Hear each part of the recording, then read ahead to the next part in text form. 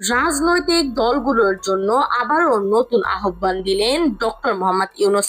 চলুন এ বিষয়ে বিস্তারিত জেনে নেই। আসসালামু আলাইকুম।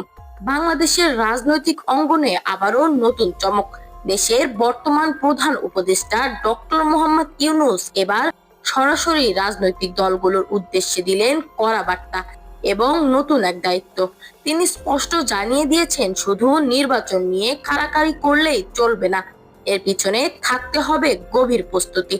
দল গঠন থেকে শুরু করে রাজনৈতিক জ্ঞান অর্জন, জনগণের বক্তব্য শোনা, তাদের দাবি দেওয়ার প্রতি আন্তরিক শ্রদ্ধা, এসবই এখন থেকে রাজনৈতিক দলগুলোর অগ্রাধিকার হওয়া উচিত। ডক্টর ইউনূস আরো বলেন, সময় এসেছে রাজনৈতিক সংস্কৃতির আমূল পরিবর্তনের। দেশকে এগিয়ে নিয়ে যেতে হলে দরকার যোগ্য দল এবং তার থেকেও বড় কথা যোগ্য প্রার্থী।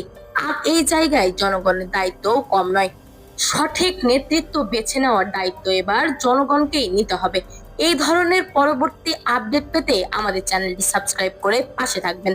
ধন্যবাদ সবাইকে।